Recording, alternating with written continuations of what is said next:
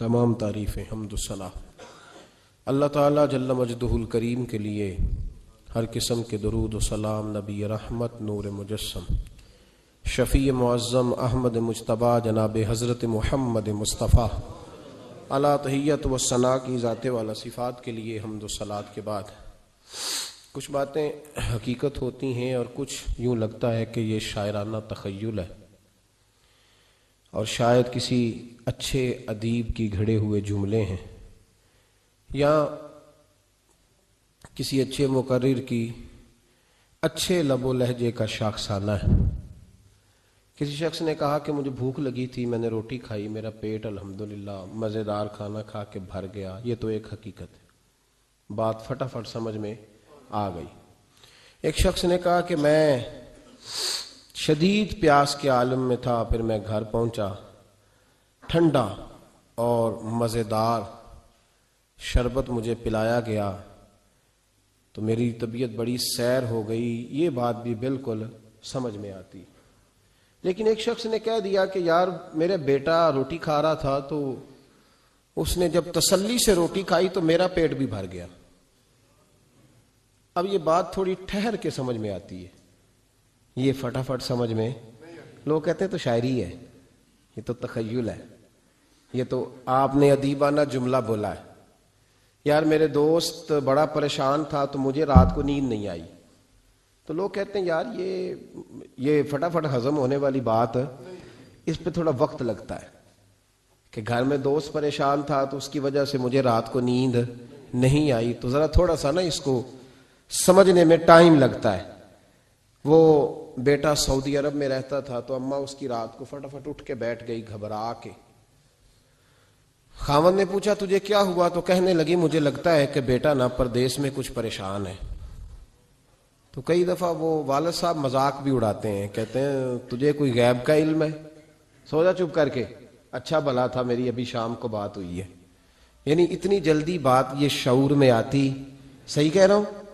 یہ مطلب میں نے کھانا کھایا میرا پیٹ بھر گیا یہ تو سمجھ میں آئی، لیکن میرے بیٹے نے کھانا کھایا اور میرا پیٹ بھر گیا یہ سمجھ میں نہ آئی۔ بھئی میں پریشان تھا، رات بھر میں سو نہ سکا، یہ تو سمجھ میں آتی ہے، لیکن میں پریشان تھا اور میری وجہ سے میرا دوست ساری رات بیدار رہا، یہ بات سمجھ میں۔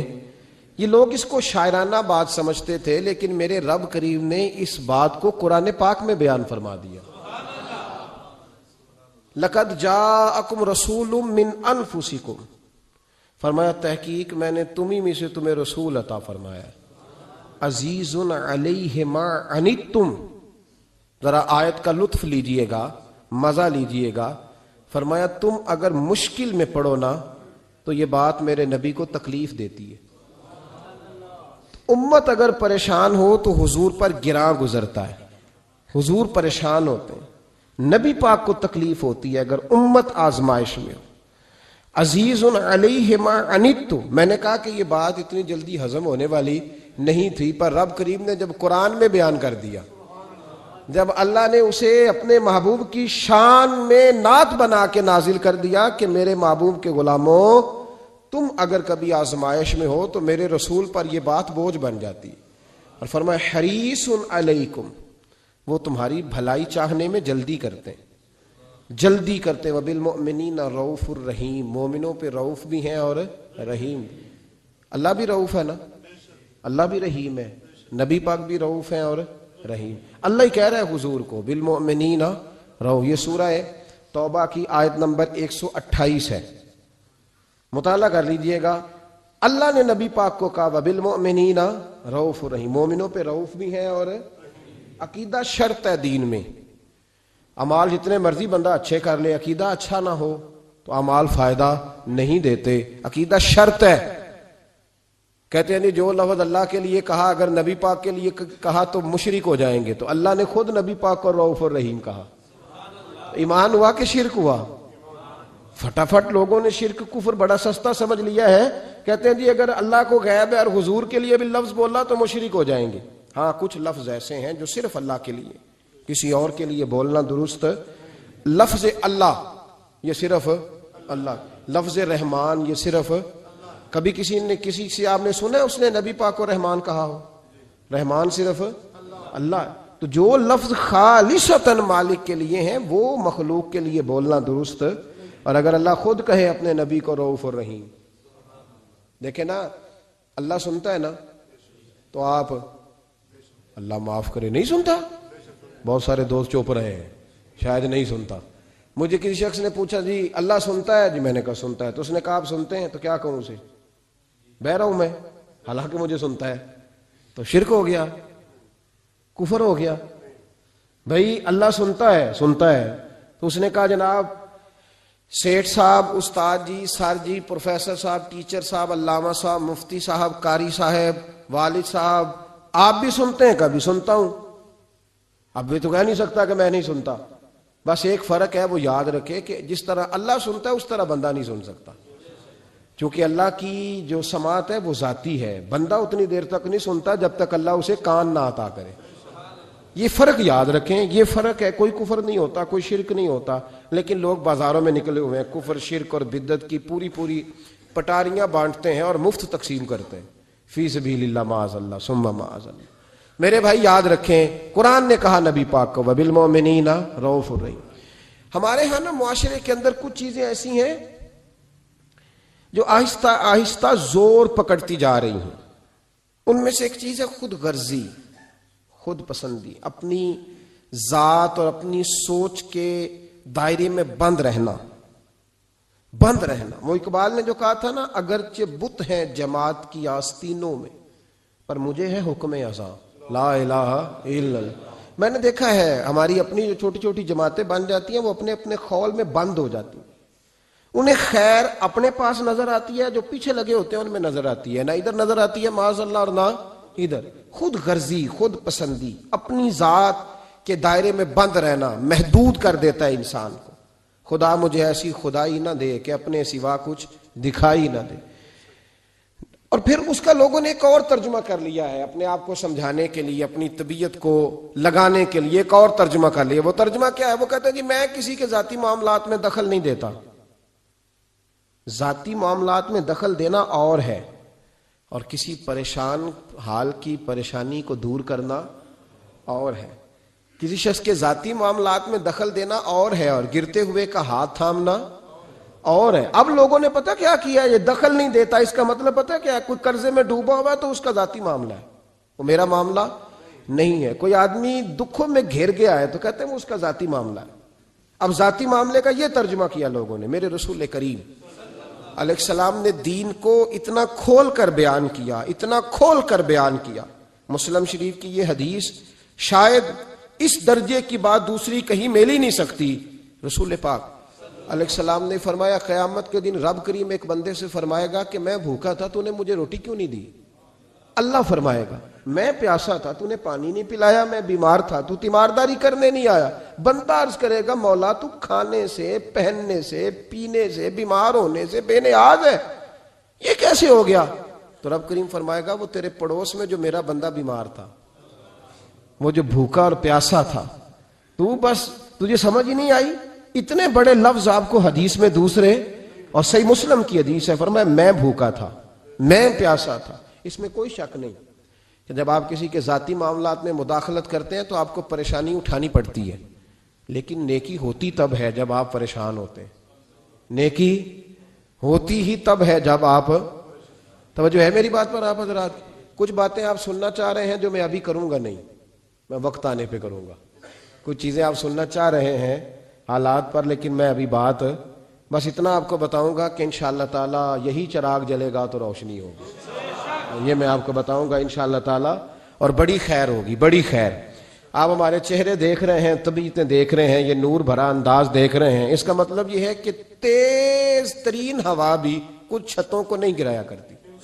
بس آپ سمجھ لیں بات کو. تو بس کچھ لوگ اپنے آپ پہ تھوڑا سا کنٹرول کریں، جن کو حقیقتوں کی خبر نہیں وہ ذرا تبصرے کرنے سے بچیں، اس لیے کہ عالم کی عزت نبی پاک کی عزت ہے. یہ خود رسول پاک نے بیان فرمایا، وہ ذرا تبصرے کرنے سے. بس اتنی بات کہتا ہوں، اور میں دعا مانگ رہا ہوں کئی دنوں سے کہ خاصہ خاصان رسول وقت دعا ہے. تو بہرحال میں کچھ چیزیں ہیں جن کو کسی موقع پر انشاءاللہ تعالی ہم اس پر بات کریں گے. ابھی جو بات کر رہا ہوں آپ صرف اسی پہ توجہ رکھیں، آج اسی کو سنیں، اسی کو سنیں. اور آپ دیکھیں کہ الحمدللہ تبارک و تعالی کچھ چراغ ایسے ہوتے ہیں جو تیز ہوا میں بھی چلتے ہی رہتے ہیں اور ان کی روشنی، اقبال نے کہا تھا ہوا گو تند و تیز ہے لیکن چراغ اپنا جلا رہا ہے، وہ مرد درویش حق نے جس کو عطا کیے ہے انداز خسروانہ۔ تو بہرحال الحمدللہ اعلیٰ احسان ہی کچھ آزمائشیں بتلاتی ہیں کہ آزمائش آئی ہے تو کوئی خیر تھی تو آئی ہے نا، کچھ مسئلہ تھا، تو جب آزمائشیں آتی ہیں تو اس کا معنی ہے کہ حق تھا تو آزمائش آئی۔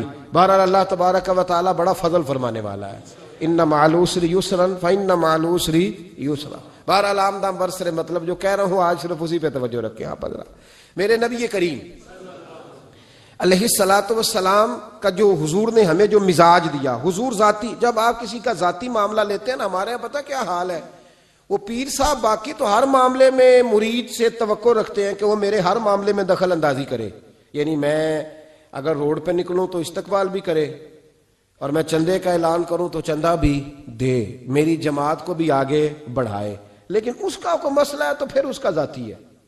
نبی پاک نے ہمیں یہ مزاج، میں لاہور میں تھا، سفر جب لوگ زیادہ کرتے ہیں تو تجربہ بھی ان کا بڑھتا جاتا ہے، لوگوں سے بندہ جیسے جیسے ملتا ہے، تو ایک شخص نے مجھے کہا، شاید میں نے پہلے بھی بتایا تھا، کہنے لگا جی کچھ مریدوں کو منع کریں، انہوں نے رکشے پہ لکھوایا ہو سب میرے پیر کی دعا ہے۔ تو دیکھیں نا، اب کوئی سوچنے والا کہے گا کہ رکشہ ہی ملا ہے پیر کی دعا سے، تو ان کو منع کریں، تو آپ کہہ دیں ذرا، آپ کی بات زیادہ دور جاتی ہے۔ تو میں نے کہا چلو اس طرح کرتے ہیں، مرید کو منع کر دیں وہ رکشے پہ نہ لکھوائے کہ میرے پیر کی دعا ہے، تو پیر چلو اپنی پجاروں پہ لکھوا لے کہ سارا میرے مریدوں کا نذرانہ ہے، وہ چلو لکھوا لے، یہ تو اجازت ہونی چاہیے نا، وہ تو ذرا اپنی بڑی پجاروں کے پیچھے لکھوا لے، چونکہ وہ تو کوئی کام نہیں کرتا، تو وہ تو یہ نیکی کرے نا۔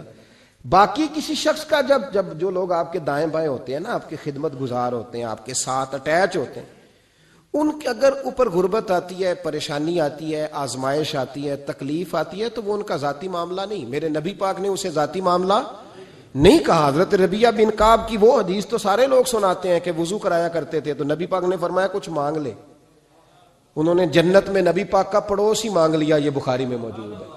لیکن وہ والی حدیث بھی پڑھو کہ جب نبی پاک نے انہیں کہا کہ ربیعہ تو مجھے وضو کراتا رہتا، شادی کیوں نہیں کرتا؟ حضور نے نہیں فرمایا کہ اس کا ذاتی معاملہ میں شادی کراؤں گا، میں اس کام میں کیوں آؤں گا، شادی کیوں نہیں کرتا؟ عرض کی حضور کوئی کاروبار نہیں، کوئی معاملہ نہیں، کوئی رنگ روپ نہیں، اور آپ کی خدمت سے بھی رک جاؤں گا۔ کہتے ہیں حضور خاموش ہو گئے۔ اگلے دن پھر پوچھا نکاح کیوں نہیں کرتے؟ میں نے کہا حضور نہ کاروبار ہے، نہ گھر ہے، نہ مکان ہے، نہ رنگ روپ ہے، کون رشتہ دے گا؟ جب میں یہ کہہ کے باہر نکلا نا، حضور خاموش ہو گئے، تو میرے دل میں خیال آیا ربیعہ تو بحث کیوں کرتا ہے اور ان کو بتاتا ہے جنہیں اللہ نے سارا کچھ ہی عطا فرمایا ہوا ہے۔ حضور کہتے ہیں شادی کیوں نہیں کرتا؟ تو چپ کر کے کہہ دے محبوبہ جیسے دل کرتا ہے ویسے کر دے، تو آگے سے دلیلیں دیتا پھرتا ہے۔ یہ بھی کو بات ہوئی۔ فرماتے ہیں اگلے دن میں نے ارادہ کر لیا، حضور نے اگر آج کہا تو کہہ دینا یا رسول اللہ جیسے دل لو کرے۔ میں نے وضو کرایا، میرا خیال تھا حضور یہاں روک کے کہیں گے، یہاں روک کے کہیں گے، پر حضور نے آج بات ہی کوئی نہ کی۔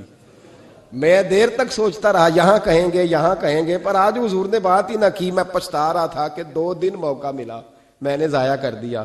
فرماتے ہیں وضو پورا کرا کے جب میں باہر نکلا، دروازے تک پہنچا تو محبوب نے آواز دی، بات سن۔ میں ٹھہر گیا، فرمایا شادی کیوں نہیں کرتے؟ کہتے ہیں میرا تو دل پھولوں کی طرح کھل اٹھا۔ میں نے کہا یا رسول اللہ جیسے دل کرتا ہے کرا دے۔ نبی پاک علیہ الصلوۃ والسلام نے فرمایا فلاں قبیلے کے سردار کے پاس جاؤ، اسے کہا اپنی بیٹی کا نکاح تیرے ساتھ کر دے۔ کہتے میں گیا، تھوڑی دیر کے لیے توقف کیا انہوں نے، لیکن پھر وہ راضی ہو گئے۔ میں واپس آیا، سنو یہ جی اس کا ذاتی معاملہ ہے، لیکن نبی پاک نے دیکھا کہ اس کو ضرورت ہے میری، اس کا نکاح نہیں ہو رہا، گھر نہیں آباد ہو رہا، تو حضور نے پورا کردار ادا کیا۔ میرے محبوب کریم علیہ الصلوۃ والسلام نے حضرت حارثہ بن نعمان کو بلایا، فرمایا تیرا ایک مکان خالی ہے؟ کہ یا رسول اللہ ہاں۔ فرمایا یہ میرے ربیعہ کو دے دے، اس میں رہا کرے گا، دلہن کو لائے گا۔ حضرت بریدہ اسلمی کو بلایا، فرمایا ایک کھجور کی گٹھلی کے برابر سونا چاہیے۔ یا رسول اللہ کس لیے؟ فرمایا میرے اس غلام نے اپنی بیوی کو حق مہر دینا ہے۔ حضرت سیدنا عثمان غنی کو بلایا، تیسرے صحابی، فرمایا ایک مینڈے کا بندوبست تو نے کر کے دینا ہے۔ حضور کس لیے؟ فرمایا میں نے اپنے غلام کا ولیمہ کرنا ہے، بکرے کا بندوبست کر۔ ساری تیاریاں کر کے دیں، حضرت ربیہ کہتے ہیں جب میں دلہن بیاہ کے گھر لایا تو میرے دوست یار رشتہ دار مبارک دینے آئے، کہنے لگے تیری کیا بات ہے، شادی بھی اعلیٰ خاندان، ولیمہ بھی، اور کھجور کی گٹھلی کے برابر حق مہر بھی۔ تو حضرت ربیہ رو پڑے، فرمانے لگے میں تو کالا کلوٹا حبشی غلام تھا، سلام بھی کوئی نہیں لیتا تھا، مجھے مبارک نہ دو، میرے مصطفیٰ پہ درود و سلام پڑھو۔ یہ سارا حضور کا کرم ہے۔ کہتے ہیں اس کا ذاتی معاملہ ہے، بھئی سارا دن تیرے ساتھ رہتا ہے، اٹھتا بیٹھتا ہے، تیری نوکری کرتا ہے، تو نے کبھی پلٹ کے دیکھا ہی نہیں، تو نے کبھی اشک شوئی نہیں کی، تو نے اتنا ٹائم ہی نہیں دیا کہ تیرے کندھے پہ سر رکھ کے رو سکے، تیری توجہ ہی نہیں۔ نبی رحمت علیہ السلام دائیں بائیں والوں، آگے پیچھے والوں کا خیال رکھتے، جہاں جس کو ضرورت ہوتی حضور اس کی ضرورت میں پہنچتے، اشک شوئی کرتے، نبی پاک پیار کرتے۔ کہتے ہیں اس کا ذاتی معاملہ ہے، میں کیا کروں؟ سنو، حضرت جابر بن عبداللہ رضی اللہ تعالیٰ عنہ کے جو والد تھے نا حضرت عبداللہ بن عمر رضی اللہ تعالیٰ عنہ، وہ اعلیٰ ترین احد کے شہید ہیں کہ نبی پاک فرماتے ہیں رب کریم نے خود ان سے گفتگو فرمائی ہے، خود ان سے گفتگو کی اللہ تبارک و تعالیٰ نے۔ حضرت جابر بن عبداللہ کے والد عبداللہ بن عمر احد میں شہید ہو گئے تھے، 6 یا 10 بہنیں تھیں ان کی، قرضے چڑھ گئے، کاروبار میں نقصان ہو گیا۔ ضروری نہیں کہ کوئی آدمی دھوکے بازی ہو تو وہ مقروض ہوتا ہے، یہ ضروری نہیں۔ تلک الایام نداولھا بین الناس، اللہ لوگوں کے دن پھیرتا ہے، حالات تبدیل کرتا ہے۔ اب صحابی پہ کچھ حق کر سکتا ہے، لیکن حضرت جابر کہتے ہیں اتنا قرضہ چڑھ گیا کہ ایک ایک بال میرا قرضے میں ڈوب گیا۔ قرضے بڑے دینے تھے، مقروض آتے، تنگ کرتے۔ خود نبی کریم علیہ السلام نے فرمایا ہے کہ جو مقروض ہوتا ہے وہ قیدی ہوتا ہے، جب تک قرض دے نہیں لیتا اتنی دیر تک وہ آزاد نہیں ہوتا۔ حضرت جابر ابن عبداللہ کہتے ہیں میرے باغ میں کھجوریں پکی تھیں، یہ بخاری میں بھی ہے، کنز المال میں بھی ہے، ابن کثیر میں بھی ہے، امام حلبی نے سیرت حلبیہ میں بھی لکھا ہے، 20 درجنوں کتابوں میں آپ کو روایت ملے گی۔ فرمانے لگے کھجوریں جب میری پک کے تیار ہو رہی تھی تو مقروض جب پیسے لینے آتے تو میں کہتا قرضے یہ کھجوریں پکتی ہیں تو دیتا ہوں۔ یہ ہم پنجاب کے لوگ کیا کہا کرتے تھے، ہاڑی سونی جی، یہاں چاول کی فصل پہ، یہاں گندم کے، ہم نے تو کپڑے لیے ہوتے تھے ادھار دکانوں سے کہ فصل پکتی ہے تو پھر دے دیتے ہیں، کہ کھجوریں پکتی ہیں تو دیتا ہوں۔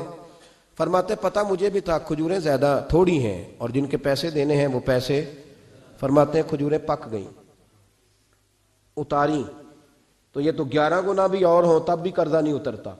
کہتے ہیں میں نے دوستوں سے، یاروں سے، رشتہ داروں سے، وہ جو کہتے نہیں کوئی حکم ہوا تو بتانا، پھر جس دن بندہ حکم بتاتا ہے اس دن کہتے ہیں آج سویرے ہی بچہ پیسے لے گیا ہے، یہ تو 2 گھنٹے پہلے بتاتا تو تیرا کام، ہنس رہے ہیں آپ بیچ بیچ میں سے، 2 گھنٹے بعد لیٹ ہیں آپ، بلکہ کئی تو پونے گھنٹے کا ٹائم دیتے ہیں، کہتے ہیں پونا گھنٹہ پہلے تو آ جاتا تو تیرا کام بس، اور جب بھی آپ فون کرو سے اگلی دفعہ کریں تو پھر شاید آدھے گھنٹے کا ٹائم دے دیں کہ آدھا گھنٹہ ہو گیا تو لیٹ ہو گیا، ورنہ کام بالکل تیار تھا۔ اور ہمارے زمانے میں تو دوستی قائم رکھنی ہے تو صرف اس سے رہ سکتی ہے جسے آپ کام نہ بتائیں، حالانکہ اس دوست کا کیا مطلب، دنیا تے جو کام نہ آیا اوکھے سوکھے ویلے، اس بے فیضے سنگی کولوں بہتر یار اکیلے، کیا مطلب ہے، کام بتایا تو رفو چکر ہو گیا، منع کیا ہوا اس بات کا۔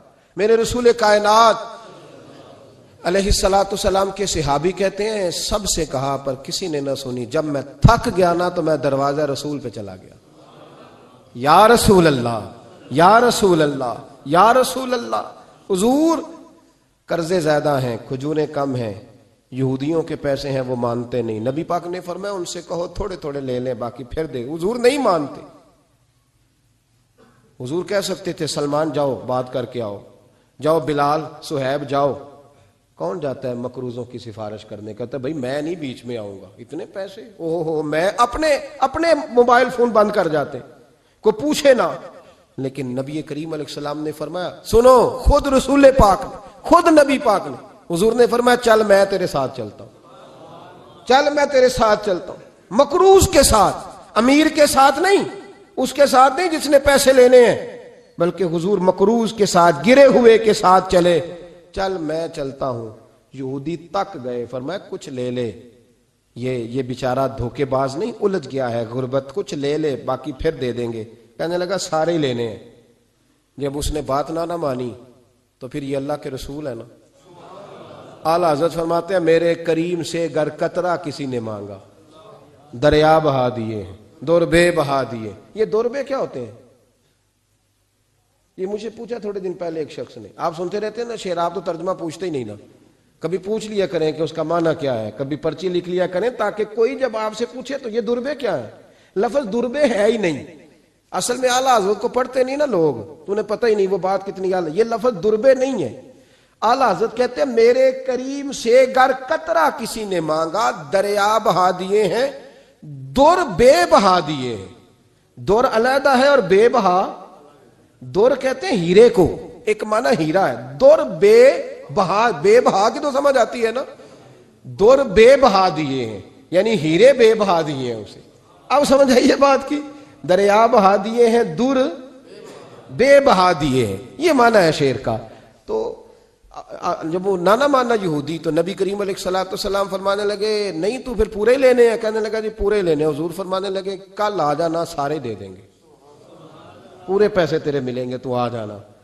حضرت جابر ابن عبداللہ کو حضور نے فرمایا کھجوریں اتار کے نا تو اپنے باغ میں ڈھیر لگا اور میں آیا۔ حضرت عمر حدیث کے راوی ہیں، فرماتے ہیں بس رسول پاک چل پڑے، حضور نے کندھے پہ رومال رکھا، حضور چل پڑے، کوئی چٹائی نہیں بچھائی، حضرت جابر کہتے ہیں کوئی صوفہ نہیں رکھا، کوئی پھولوں کے ہار نہیں، حضور آئے، 2-3 چکر میرے باغ کے لگائے اور کھجوروں کے ڈھیر کے پاس بیٹھ گئے، فرمایا بلا جس کے پیسے دینے، بلا، اب تنگی داماں پہ نہ جا اور بھی کچھ مانگ، بلا۔ فرماتے بندے کو بلایا، حضور نے فرمایا کتنے پیسے؟ حضور اتنے درہم دینار ہے۔ فرمایا کھجوریں تولتا جا اور دیتا جا۔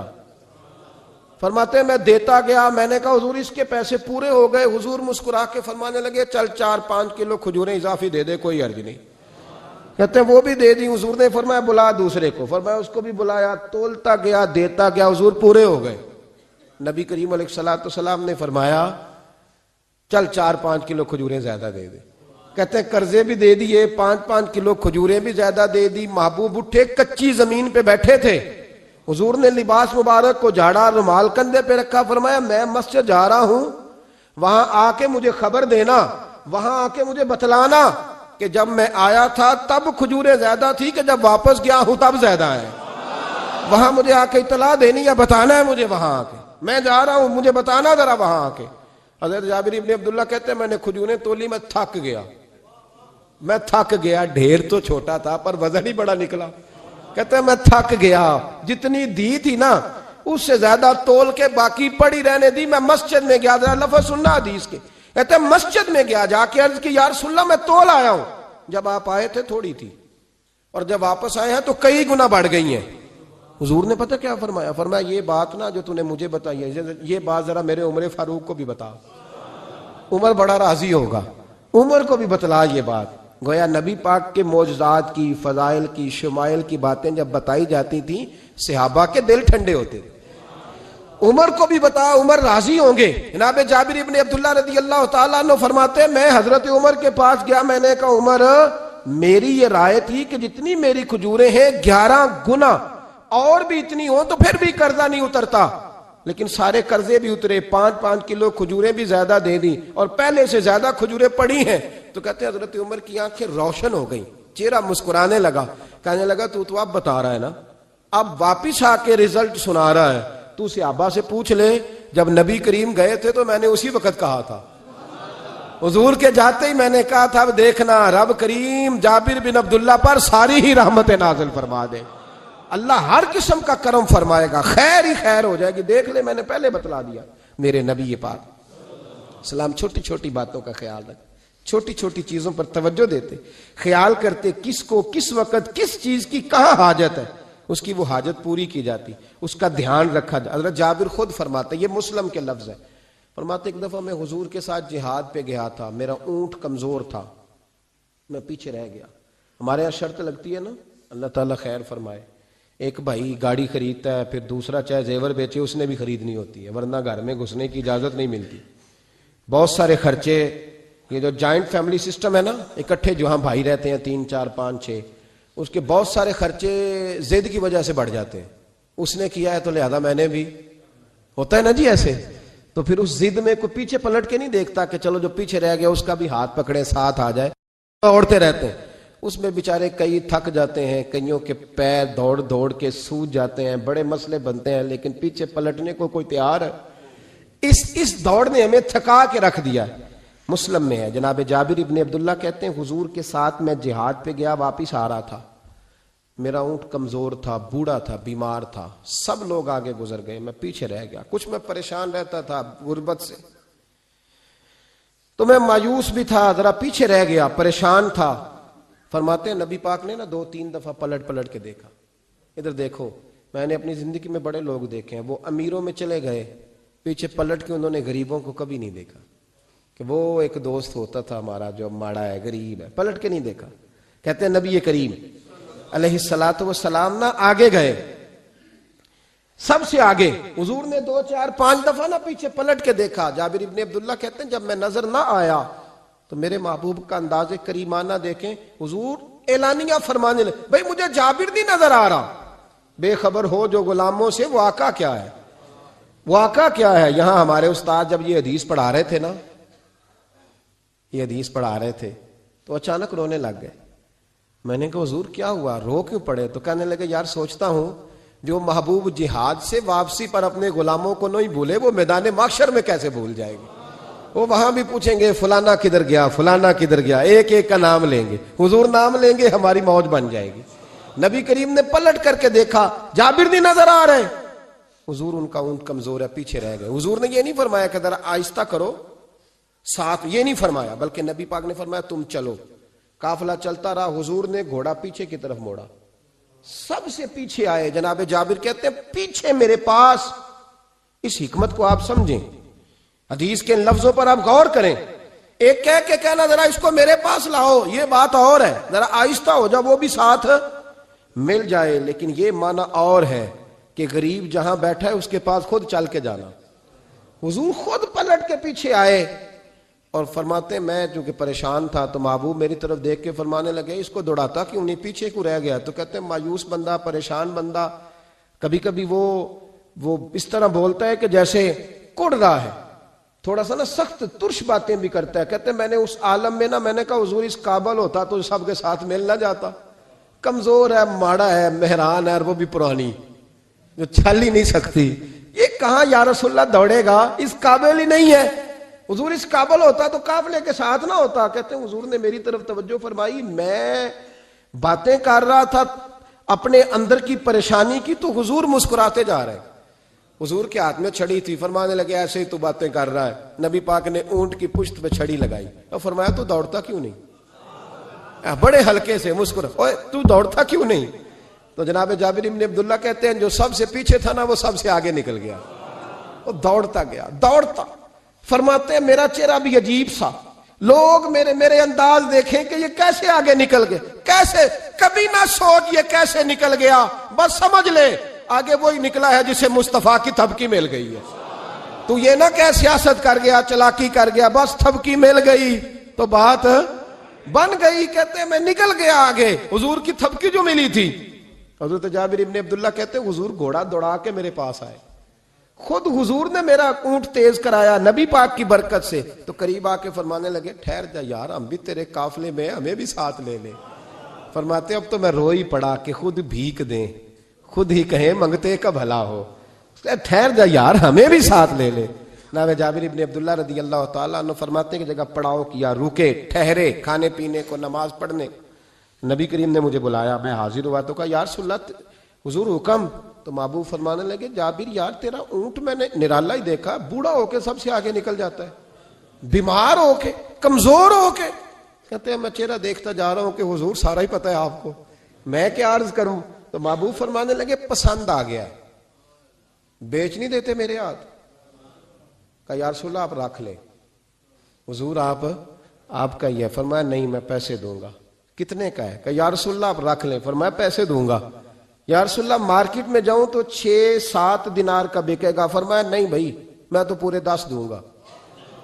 6-7 نہیں، میں تو پورے، حساب سیدھا، 6-7 کا کیا حساب ہوا، 10 پورے کا۔ حضور پھر بندہ نوازی ہے نا، کون بول سکتا ہے؟ حضور نے فرمایا بلال تیرے پاس 10 دینار تھے؟ حضور ہیں۔ فرمایا ان کو دے دو، اونٹ کے پیسے رکھ لو اور مال نہ مدینے جا کے دے دینا، جابر ابن عبداللہ کہتے ہیں میں مدینے گیا شام کو، میں نے نا کبھی اپنے اونٹ کی اتنی خدمت نہیں کی جتنی اس دن کی. میں نے اسے بڑے پیار سے نہلایا، میں نے نئی رسی خرید کے اسے نکیل ڈالی، آج محبوب کی بارگاہ میں لے کے جانا ہے. کہتے ہیں تیاری کر کے نا، تیاری پوری تیاری کر کے، تن تندور ہڈاں دا بالن تے اسی ہاواں نال تپایا، کپ کپ مکیاں پیڑے کیتے، عشق پلے تھن لایا، تن دا سالن تے من دی ہانڈی، اتو لون صبر دا پایا، غلام فریدا وے میں ساری تیری، تینوں اجے یقین نہیں آیا. کہتے ہیں اسے بڑے پریم سے، بڑی محبت سے سجا کے، سوار کے، نکھار کے، تیار کر کے میں نبی کریم کی بارگاہ میں لے کے گیا. ظہر کی نماز پڑھ کے حضور نکلے، میری طرف دیکھا، میں نے کہا حضور پیسے لے لیے تھے، یہ آپ کا سامان ہے، مال ہے. کہتے ہیں حضور نے نکیل تھامی، میں واپس پلٹا، بھی گلی کی نکر مڑا نہیں تھا، حضور نے آواز دی، جابر ذرا سن تو صحیح. کہتے ہیں میں واپس آیا تو حضور مجھ سے باتیں کرنے لگے، فرمانے لگے یہ میرا اونٹ ہے، اسے کمزور اور بوڑھا نہ سمجھنا، کبھی جانوروں میں دوڑا کے دیکھنا سب سے آگے نکل جاتا ہے. اور کریم محبوب فرمانے لگے 6-7 دینار کا نہ سمجھنا، میں نے پورے 10 دینار کا خریدا. اور پھر حضور پھر مسکرائے، فرمایا جابر تمہیں پتہ ہے تحفہ لینے دینے سے محبت بڑھتی ہے؟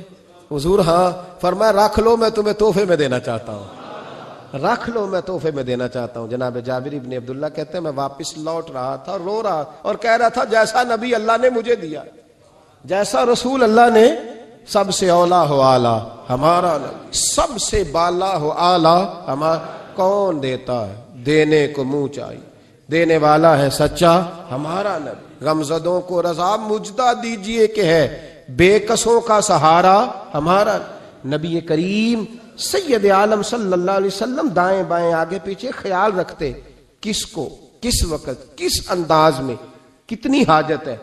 حضرت مقداد حضور کے غلام ہیں، وہ کہتے ہیں میں تھا اور میرے ساتھ 2 صحابہ اور تھے، ہمیں بھوک لگ گئی. مدینے میں نا کچھ قحط کا سما تھا، کئی دنوں سے بارش نہیں ہوئی تھی، فصلیں نہیں پکی تھی. فرماتے ہیں بھوک نے بڑا ستایا. ہمارا یہ طریقہ تھا کہ جب ہمیں شدید بھوک لگتی تھی تو ہم کسی صحابی سے کوئی مسئلہ شرعی مسئلہ دریافت کرتے تھے. یہ اب جا کے ہر قاری صاحب پہ، ہر امام صاحب پہ فٹ نہ کر دینا بات. آپ باتیں سنتے ہیں پھر ترجمے اپنی مرضی کے کرتے ہیں، جا کے ہر مولوی صاحب پہ فیٹ نہ کر دینا. کہتے جب مسئلہ پوچھتے تھے نا کسی صحابی سے تو پہلے روٹی کھلاتا تھا پھر مسئلہ بتاتا تھا.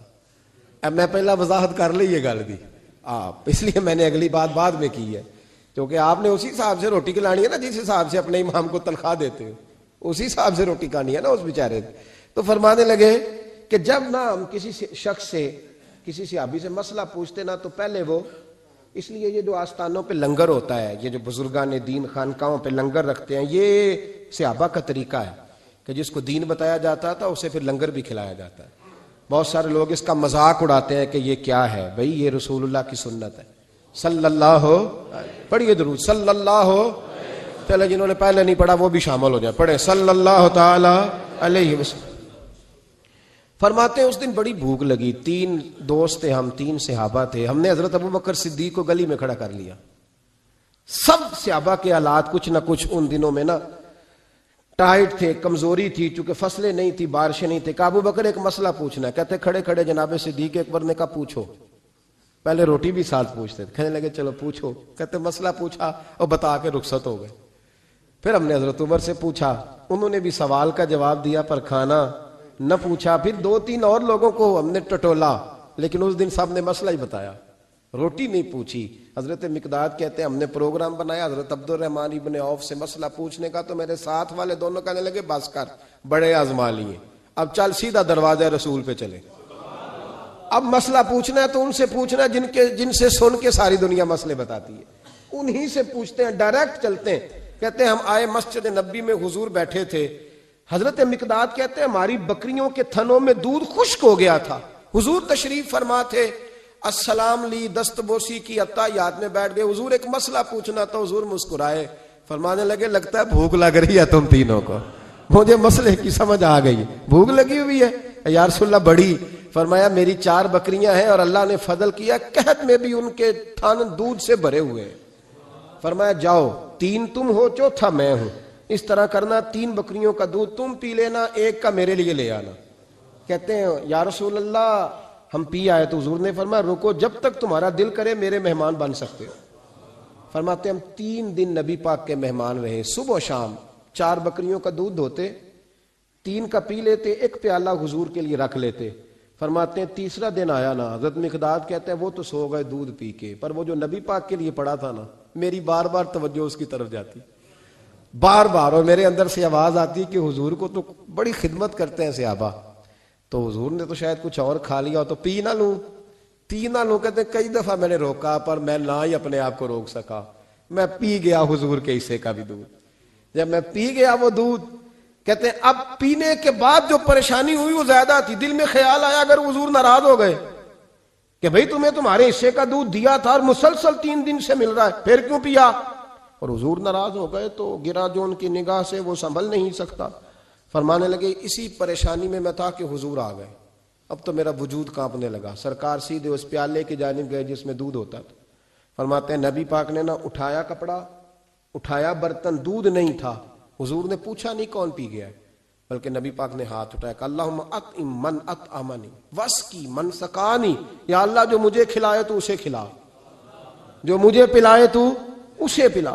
حضرت مقداد کہتے ہیں میں نے کہا اوہ یہ تو بڑی قیمتی دعا مل رہی ہے، بکریاں میری جو بکریاں تھی وہ تو پہلے نہیں دودھ دے رہی، تھنوں میں دودھ خشک ہے، اور اتنی بڑی دعا کہ جو کھلائے اسے کھلا، جو پلائے اسے پلا۔ نبی کریم علیہ السلام کی دعا سنی تو کہتا میں بستر کے اندر منہ دیا ہوا تھا، جھٹ سے میں نے کپڑا اتارا، چھری پکڑی اور اپنے باڑے میں چلا گیا کہ ایک بکری ذبح کر کے لاتا ہوں، حضور کو کھلاتا ہوں تاکہ یہ دعا مجھے مل جائے کہ یا اللہ جو مجھے کھلائے تو اسے کھلا۔ فرماتے ہیں میں بکریوں کے باڑے میں گیا، جن بکریوں کو کئی دن ہو گئے تھے دودھ نہیں دیا تھا، جیسے ہی میں نے چراغ جلایا میں حیران ہو گیا کہ سب کے تھن دودھ سے بھرے ہوئے۔ کہتے میں نے 3-4 بکریوں کا دودھ دھویا، برتن میں بھرا، محبوب کی بارگاہ میں لایا۔ کہتے ہیں حضور نے خوش ہو کے پیا، جب پی لیا نا نبی کریم نے تو حضور فرمانے لگے چل میں نے تیرا لایا پی لیا، اب یہ بتا میرا کس نے پیا تھا؟ اب وہ والی بات کرنا جس کے گچھے سے لچھے جڑے نور کے، ان ستاروں کی نزہت پہ لاکھوں سلام، ان کے خطبے کی ہیبت پہ کروڑوں درود، ان کی باتوں کی لذت پہ لاکھوں سلام، جس کی تسکین سے روتے ہوئے ہنس پڑے، اس تبسم کی عادت پہ فرمایا بتا میرے والا کس نے پیا؟ کہا یا رسول اللہ بڑا روکا اپنے آپ کو، پر محبوب آپ کی بکریوں کے دودھ کی لذت ہی کیا ہے، حضور نہیں روک سکا۔ تو محبوب کریم فرمانے لگے اچھا اکیلے پی گئے ہو، جا پھر دودھ بھی تو میرا پی گیا ہے، اور میں تیرے لیے پھر دعا کرتا ہوں کہ یا اللہ اس نے مجھے پلایا تو اسے پلا، اس نے مجھے کھلایا تو اسے کھلا۔ نبی کریم ہر اس شخص کا خیال رکھتے جو بھوکا ہوتا، جو پیاسا ہوتا، جو کمزور ہوتا، تھوڑا تھوڑا دائیں بائیں دیکھ، یہ حضور کی سیرت کا بہت بڑا پہلو ہے، تھوڑا تھوڑا دائیں بائیں آگے پیچھے ضرور دے۔ یقیناً جب آپ کسی کے کام آتے ہیں تو آپ کو آزمائش سے گزرنا پڑتا ہے، یقیناً۔ میں نے اپنے دور میں یہ منظر دیکھا ہے، اگر آپ ہاتھ پھیلا رہے ہیں تو آپ مانگنے والے ہیں، اور اگر آپ ہاتھ نہیں پھیلا رہے تو لوگ کہتے ہیں پتہ نہیں کوئی تو چکر ہوگا۔ اگر آپ سوال نہیں کر رہے تو پھر لوگ کہتے ہیں کوئی تو ایسا کھاتا ہوگا جہاں سے دولت، یعنی کوئی ایسی سمت نہیں جہاں آپ محفوظ رہ سکیں۔ آپ کو دونوں جانب سے لوگ گھیریں گے، دونوں جانب سے۔ جب آپ کسی کے کام آئیں گے، جب آپ کسی تک پہنچیں گے، جب آپ کسی کو، اور میں نے یہ بھی دیکھا ہے، میں ساری حفظ ما تقدم کے طور پہ آپ کو سمجھا رہا ہوں، آپ نے کسی شخص کی مدد کر دی نا، آپ نے مدد کی تو وہ بھی کئی دفعہ بدگمان ہوتا ہے کہ اس کے پاس بڑا کچھ تھا تبھی تو مدد کی نا اس نے، حالانکہ آپ نے ان باتوں پہ غور نہیں کرنا۔ یہ ساری چیزیں آئیں گی، کیونکہ اگر کسی شخص کی بری عادت کی وجہ سے آپ اپنی اچھی چھوڑ دیں گے تو پھر آپ کا نقصان ہوگا، اس کا نقصان۔ نبی پاک کے اخلاق یہی ہیں کہ سامنے والا جو مرضی کرے، ہم نے وہ کرنا جس کا درس ہمارے نبی نے ہمیں دیا ہے، ہم نے وہ کام کرنا ہے جس کا پیغام ہمارے رسول نے ہمیں دیا۔ اس لیے بڑی خیر کریں، دائیں بائیں آگے۔ کچھ لوگ بہن بھائیوں سے اچھا سلوک کرتے ہیں، جواب میں اچھا سلوک نہیں ملتا، مجھے پتہ ہے نہیں ملتا، تو آپ یہ بتائیں کہ ان کے ساتھ اچھا سلوک اللہ کو راضی کرنے کے لیے کیا تھا یا جواب لینے کے لیے کیا تھا؟ آپ نے نہیں دیکھنا کہ سامنے والا کیا کر رہا ہے، آپ نے یہ دیکھنا ہے کہ اللہ کس بات میں راضی، اللہ کے رسول کس بات میں راضی، میری آخرت کا نفع کس چیز میں، میری روح کو، میرے ضمیر کو اطمینان کیسے ہے۔ یہ تصور رکھ کے جب خیر کریں گے تو پھر اللہ بڑی ہی بھلائی عطا کرے گا۔ آخر دعوانا ان الحمدللہ رب العالمین۔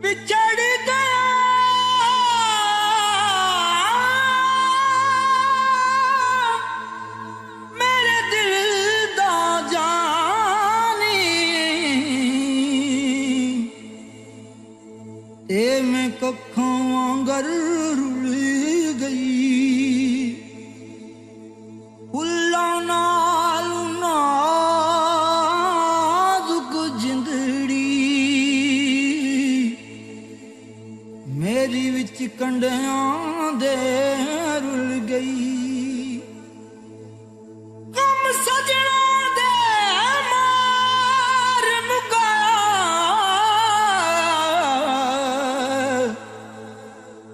ਤੇ ਮੈਂ ਅਥਰੂ ਬਣ ਕੇ ਡੁੱਲ ਗਈ ਇੱਕ ਮਾਇਆ ਤੇਰੀ ਯਾਦ ਨਾ ਭੁੱਲਦੀ ਬਾਕੀ ਹਰ ਸ਼ੈ ਜਗ ਦੀ ਭੁੱਲ ਗਈ